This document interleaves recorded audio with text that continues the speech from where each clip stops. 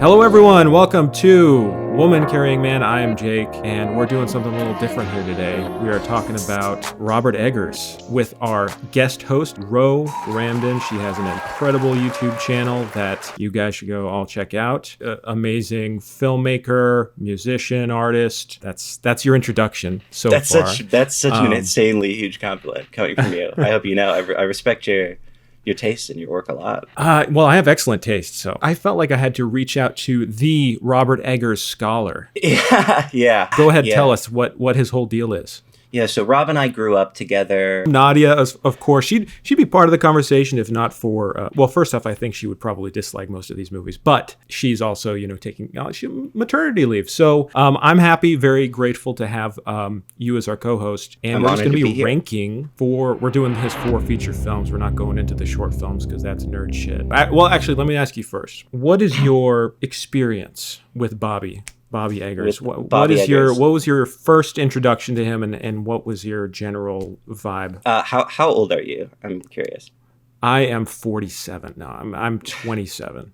27. Holy fuck, you're young. You have a kid? I know everyone thinks I'm like a million years old. No, I thought you were like 31 or 32 maybe. I guess first became aware of Robert Eggers movies maybe when I was in high school. I think I heard about The Witch being sort of a better slow burn, sort of horror thriller film. And then when The Lighthouse came to theaters, so I was in the film club that was like not officially funded at all. It was just a bunch of kids, film nerds in there. I wasn't really at the time. They were really into The Lighthouse, so we went and saw it, and I loved it. The Northman came out, and I sort of heard when I went to look at the reviews, it was a little bit more tepid, and I was like, okay, maybe I won't give this one a shot. And then Nosferatu, gave it a shot, went with my friend Ada. Always really appreciated the technical and the technical sides and the research and pre-production that goes into the movies. I want to say he did like a talk at like NYU Tisch or something. He did a big piece on like how he wrote The Lighthouse and researched the old New England dialects and put together his own dictionary and all this stuff. And that was really impressive to me. That perspective of care and reality,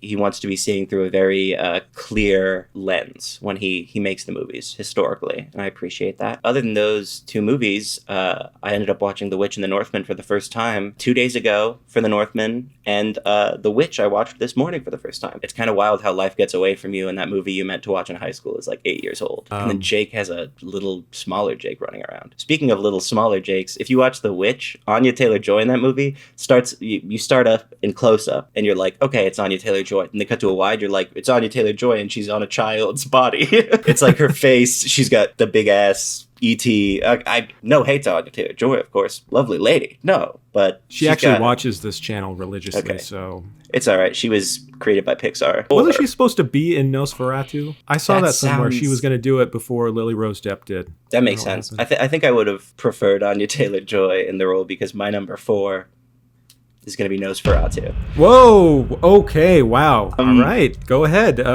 Elaborate. Well, you tell me a little bit why it's number 4, and then I will tell you where it's placed in my ranking. So, I guess to start, none of these movies are bad. All of these movies, I think, are between good and fantastic or amazing or like, close to perfection for me. I think Nosferatu is the weakest link for me because his first 3 films, which were based off of a huge amount of source material, but also creative insight and control from Robert himself on the side of the story and the pacing. I think when he's working with that original work, just speaks a little bit more to me. I think he can kind of like hold the characters a little bit closer. We can sort of understand them better. I'm not very familiar with tradition of Dracula and Nosferatu movies. Of course, I'm aware of some of them, but I haven't really gone in and watched any of them. So I couldn't help but feel that maybe some of what he was doing was lost on me. His films are not quick and brisk usually, and Nosferatu, I think, just really, I felt the length in the middle section. It sort of starts off with this bang. You get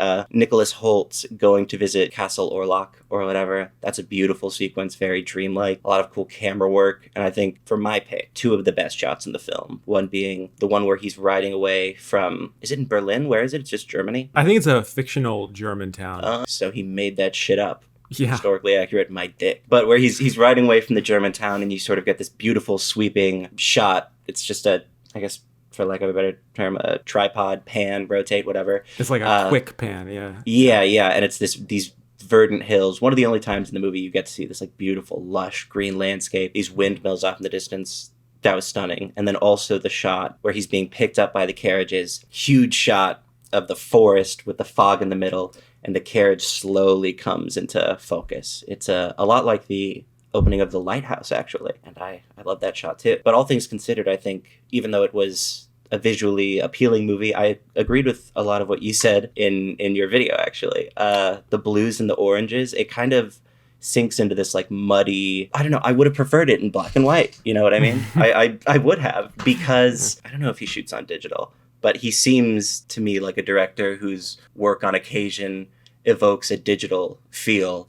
I think it's maybe just because he's very exacting. He's very precise in a similar way to Fincher. And Fincher he is a digital freak. So I think maybe I project that onto Eggers. I don't know. All of the beautiful stylistic choices and the great attention to detail, all of that weren't enough to really bring whatever was happening really to life for me. The dialogue in his films, of course, can sometimes be obtuse, but in the case of Nosferatu, I was just having trouble paying attention to Lily Rose Depp's like third monologue. I was like, it's the same thing she said at the beginning of the movie. I know this. Maybe that's a little bit harsh, but I still enjoyed it. I would give it probably a 6 or a 7 out of 10 if I were to give it a score. 7, I think, is what I went with on Letterboxd. What are your thoughts on Nosferatu? Tell me, Jake. I'm interested in what you say about the digital, because I actually thought the whole time watching it, I'm like, it feels digital. Something about it, because there's that kind of like shallow depth. There's the grays. It felt very gray. I did some research. Apparently it was shot on film. That makes sense. I think depth of field thing is interesting. I think in the early 2010s we had this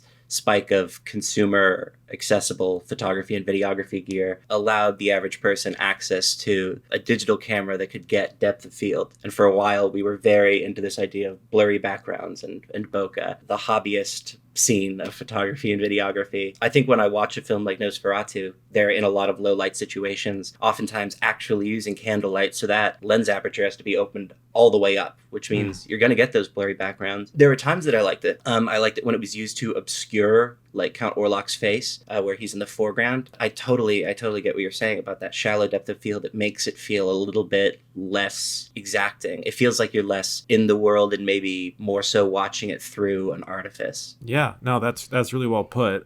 It's funny because so many of the reviews are like, yeah, it's visually spectacular and gorgeous, but emotionally and in a plot-wise just very flat. I felt completely different. I felt like, but I'm very connected to Dracula and Nosferatu. You know, I love the silent version. I love the Herzog film. Have you seen the Herzog film? I have not seen really any of them, but when you mentioned the Herzog film, I was like, well, I want to watch that one. I want to watch the Bram Stoker, Francis Ford Coppola, and the originals. Yeah. I mean, there's a whole heap of classic films that I've never gotten around to. And well, shame on you, and I'm going to judge you for not seeing them. All right, word. So I guess I'll just put your name at the bottom of the suicide note. Because there's so many different takes on it. It's so interesting to see. And the fact that Eggers focused so much on historical accuracy is, well, first off, not surprising now that I've seen the rest of his movies, because Nosferatu was the first Eggers I'd seen. Now that I've seen the rest of his movies, I went, oh, of course. Like, this is his project. This is where he's evolving, especially after seeing the Northman. So Nosferatu, I would rank 3. Have mixed feelings about it. Funny enough, I feel like Eggers is best as a writer. I think I love his dialogue. I love how arcane it is, how specific it is. I like how the focus was more on the Lily Rose Depp character compared to other adaptations. Now that I've sat with it and thought about it and read some of the comments that people have written about it, it's less of a seduction with Dracula. It's less of a romantic tension. You know, if you see Bram Stoker's Dracula, it's very romance heavy. This is very predatory and frightening. I liked how it focused on that while also highlighting aspects of like demonic possession and a heavy focus on the scientific practices of the day and how much of that movie, which is different from other adaptations, how much it spends on her being in a straitjacket, her being tied up in her room, going crazy, and like how they treated her. Like, that's a really interesting take. And I think that Eggers has, for movies that are very male-centric, very interesting like gender politics overall. And this is something I've noticed with a lot of his movies, which I do like as well. I'm like visually immersed and so ready to dive into these movies in the first 10 minutes. And then it's just the same thing over and over in terms of like having dynamic scenes, visual changes. And I think especially Nosferatu trying to really be a horror film more so than his other movies. It's a lot more jump scares, trying to be more commercial. It just was doing the same tricks over and over and over. It got boring to me. And unfortunately, that's something I struggle with his movies, that I do think that they are repetitive. They are. And I think stood out to me about Nosferatu was it wasn't even necessarily the substance of the scene being similar. It was structurally, it felt repetitive. It felt like we were going back to the same rooms and seeing the same people in the same circumstances. The same type of shots. Yeah, the same monologue, same medium on Lily Rose Depp, who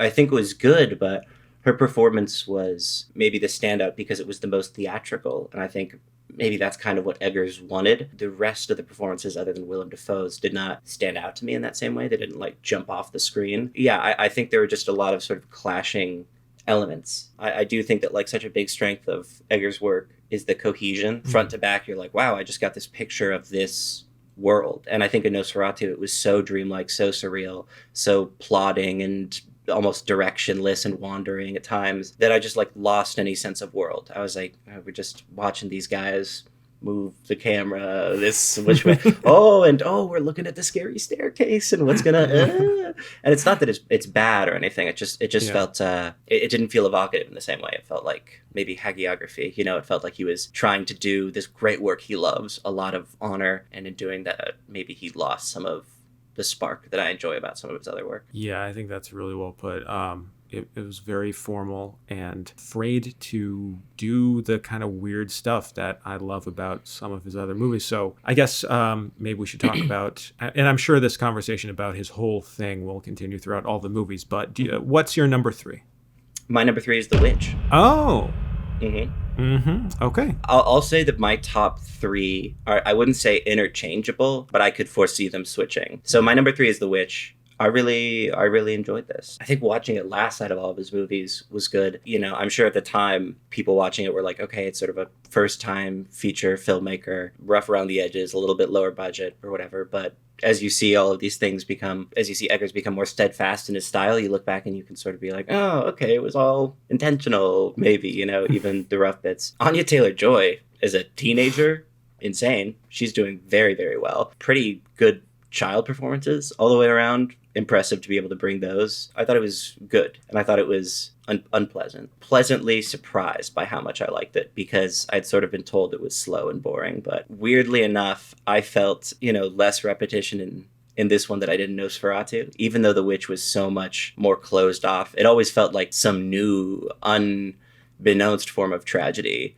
was affecting the family in a different way. Yeah, it's not a perfect flick, but I really enjoyed it. Yeah, I really liked it. I have it number 2 ranked right now. Yeah, mine could switch around. It did feel like, this is his first movie. It felt like it was less rigid and formal in its style that you start to see in his later movies. The camera sometimes it'll be handheld, different types of choreography, framing. Yeah, there was a constant escalation. I didn't find it very scary or disturbing.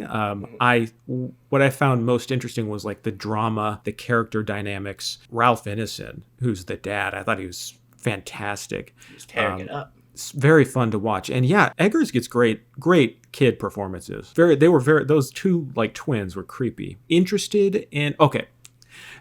I'll say this about Eggers. What he does reminds me a lot of those Shakespeare performances that are trying to do the original pronunciation and do it exactly how it would have looked like in the Globe, and they have it's all candlelit. Everything has to be exactly specific to how it looks, how it was supposed to be done. That can bring really interesting results. That can lead actors to go and make really weird choices and stuff they wouldn't have thought of otherwise. But I don't want everything to be historically accurate. If you play in that realm constantly, it feels reductive. It feels like there's more you could explore. The thing about Eggers that I like is, in the same way that you only go to James Cameron for a movie where he figured out how to simulate water for 15 years, you go to Robert Eggers for a specific thing that you really can't get elsewhere. When a movie of his hits for me, it's like, what the fuck else am I gonna watch? Like, this is so it's a singular thing because it's this historical vision, which, what is historical accuracy? It's completely warped by our perceptions of the times.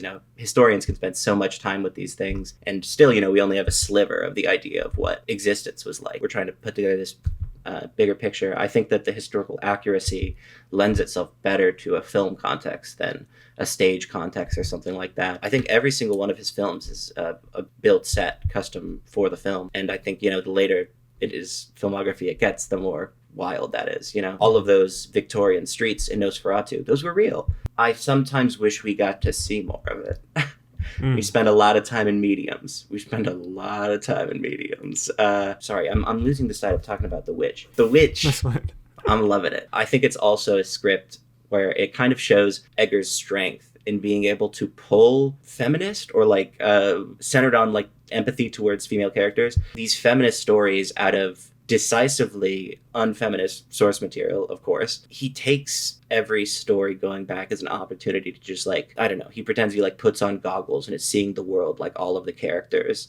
And in doing so and trying to represent a reality, we really do get the idea of wow, the daughter is, you understand her fears, how she was, the society that she was brought up in, and now she's living in isolation. You get a great empathy for the character based on circumstance and feeling, and none of it feels necessarily heavy-handed. It just feels like, yeah, this is how it would go. The father might try to protect her, but ultimately she would be scapegoated. She would be locked up. It's grim. Eggers manages to bring an interesting politicism out of just portraying the moments he chooses to. Feminist Robert Eggers. Yeah, absolutely. While he is so focused on those details of the historical fact, there is undeniably a lot of subtext. There are a lot of readings you can do, and I think he is communicating with the modern day simply by focusing so much on these eras of history. I mean, I was thinking today, what would a contemporary set Robert Eggers movie look like? What would that feel like? And I can't even imagine it because so much. I feel like so much of what makes his movies unique and what makes them frustrating to me also is that so much about history. They're just, they are so much history pieces and are communicating with our expectations and subverting them with history. I mean, he's a huge nerd, and that's fun. Shall we get to number 2 then? Yeah, number 2. Let's reveal it. Come on. All right. Number 2, number 1. It was hard for me. I really did enjoy both of them quite a bit. Number 2 is The Lighthouse. I think The Lighthouse is great. A movie that I saw when I was, 16, 17. It got me into weird movies. Yeah, I don't know. The Lighthouse is very, very singular. I think even out of Eggers' work, The Lighthouse is a vibe that is very weird, very esoteric. Pattinson and Dafoe, inspired casting. Both of them go crazy on it. By the way, Pattinson, everybody's saying, oh, Chalamet is this generation's king of actors. And I understand that for the pop blockbuster schlock you motherfuckers eat up. The popcorn we pour in your trough. Sorry. I think Robert Pattinson, they're coming after you. I think Robert Pattinson should be in that convo. After his work with the Safdie brothers, Eggers, now he's, Bong Joon-ho for Mickey 17. Throwing out these crazy performances, his voice performance in The Boy and the Heron. I think he's got a good claim. Also, the fact that he has a guitar part on a Death Grips album, and there's a photo of him with Death Grips and Beyonce. Amazing stuff. Really, really. You can't make this up. Have you seen The Lost City of Z? Lost City of Z, no. Really interesting movie, but yeah, he's in that, and I didn't even know he was in it. He has this huge beard until the end of the movie. I'm like, what? That was him the whole time? He's so cool. Yeah, The Lighthouse is one that I kind of struggle to say more about because as a movie, for me, it kind of exists as a feeling rather than a specific series of events. Really, truly left field. Who the fuck else is going to make The Lighthouse? Nobody's going to make The Lighthouse. Wes Anderson made The Lighthouse. It was called Moonrise Kingdom, and it was gay. Hey, this is pretty gay too. So okay, yeah. It is pretty gay. And that's another thing, maybe when I watched it, I picked up on the homoerotic stuff a lot more. But as time has gone on, again, that stuff has just faded in the background. And I just think of it as this movie of two crazy guys just going nuts on each other. Just really going crazy. Yeah, it's a great time. A great bottle movie, if you will. I agree with you 100%. This is my number 1. I loved it mainly because it was just so funny. And I didn't, after watching Nosferatu, I was like, this guy's humorless. And then I saw this, I'm like, what the fuck? this is so funny. This is just a hilarious comedy, like obviously dark and like surreal. I think people were like, okay, this like really old arcane language is like, you have like Captain Ahab yelling at Robert Pattinson for half the movie, and it's so off-putting and bizarre that when he farts just like all the time and he's just complaining about his smell, and it's so relatable. Hating somebody, living in close quarters with someone, having to deal with a roommate that you don't like, you know, it's and having to deal with a boss or a coworker that is just annoying the hell out of you, but you kind of trauma bond over the experience. I have no fucking idea what this movie's about, and that's part of what I love about it. It just resists simple interpretation. I think that makes it even more rewatchable, and I feel like I'm ready to rewatch it again in the near future because I just had such a fun time. I mean, that scene where Defoe is like, I call upon Triton to smite thee, you know, because he's like, I don't like your cooking. I don't like your lobster. And he just does this impassioned monologue straight out of Moby Dick. Pattinson is just like, okay, I liked it. It was fine. I think something that's so wonderful about it is how Eggers really manages to play those both as serious, you know, guy going crazy moments and also funny. Like I mean, Willem Dafoe and Robert Pattinson are a huge part of that. They both are people who in movies can go completely off the rails and still be hilarious. So inspired casting. He manages to pull these bombastic moments out of them where they're like sweating and their eyes are bulging out and they're muddy and wet and like disgusting. And then it's still so funny. It really is like a gallows comedy. Robert Pattinson going out with all the shit and throwing it into the wind and then it flies back onto him and he screams.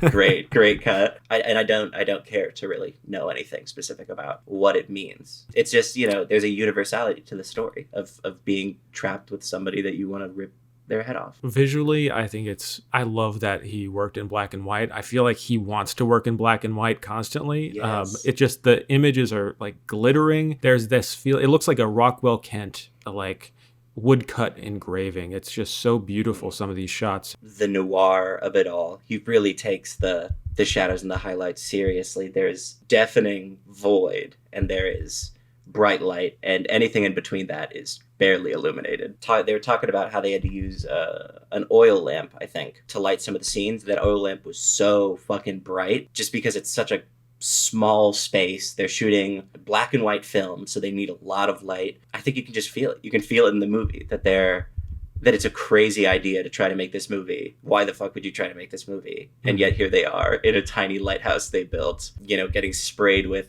seawater. It's like, yeah, hell yeah, that's movies. Yeah, that's movies. Yeah, no better way to put it. Yeah, I really love it. Now, it only leaves your number one and my number four. Your number four, really?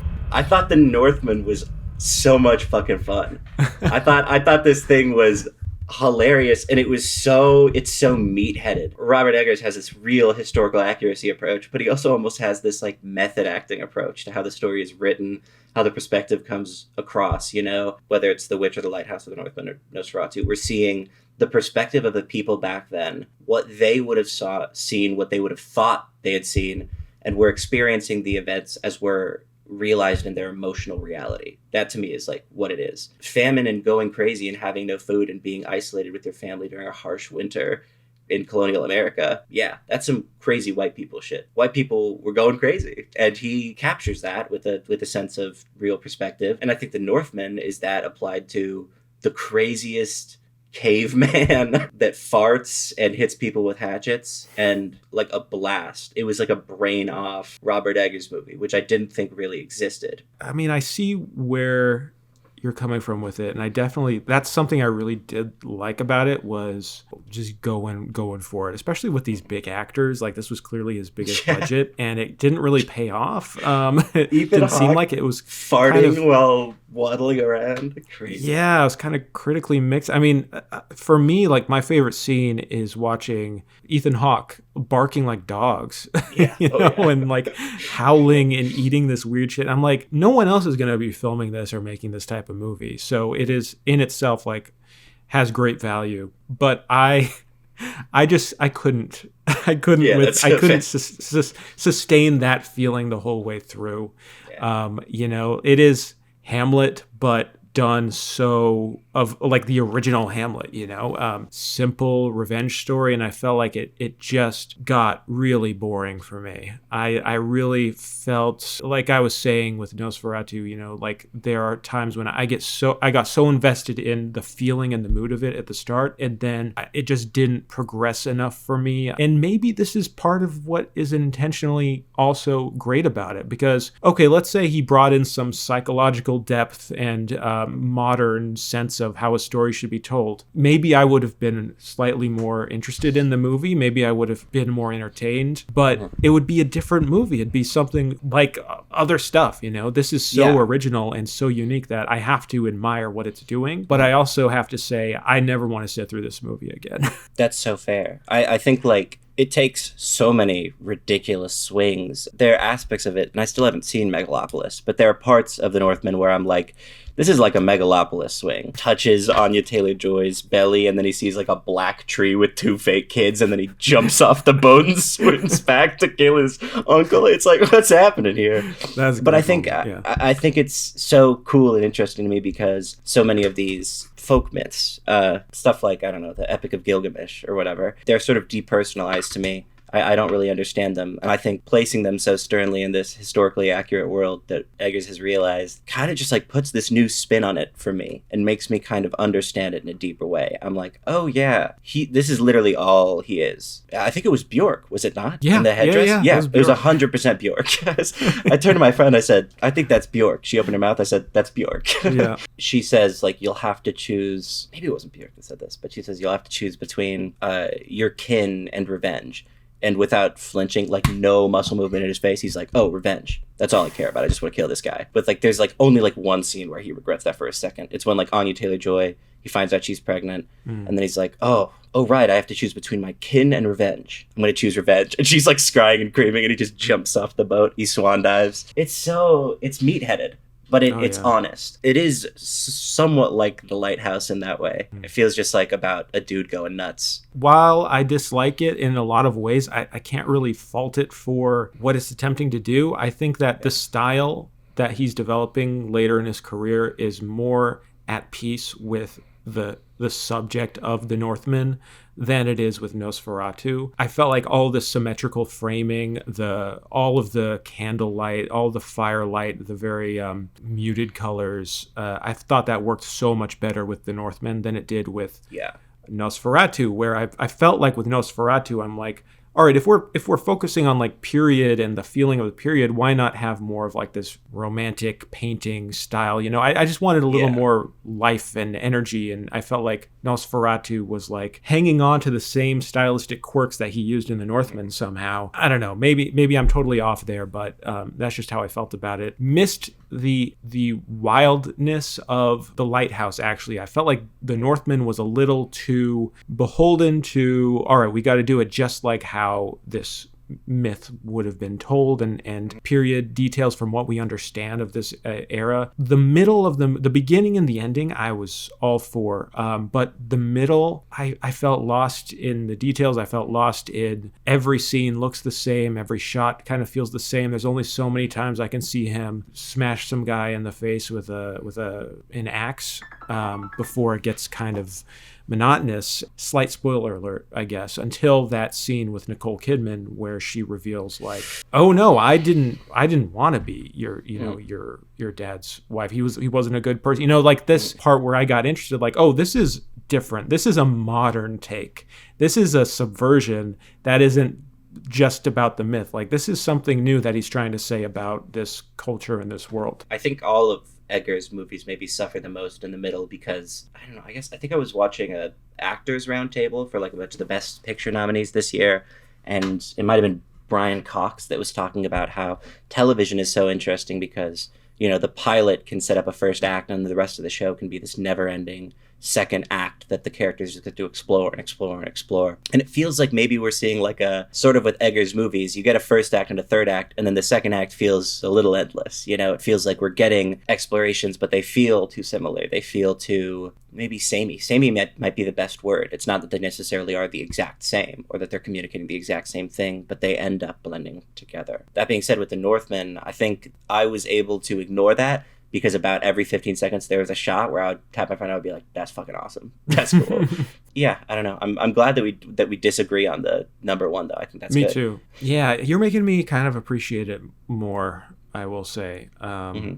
Although I don't care to see it again anytime soon. Well, there you have it, folks. I will say with Eggers, I am absolutely going to see his next movie, whatever it is. Even if I don't love all his movies, I think he is interesting and definitely worth seeing. So now all you Eggers fanboys can get off my back for not seeing any of his movies. Yeah, and I do recommend everyone check out the Ramdin YouTube channel. You will not be disappointed. Yeah, thank you for being here. And Of course, I had so much fun. Hope you all, viewers, have a lovely day. Let us know what your ranking is. All right, bye everyone. Bye-bye.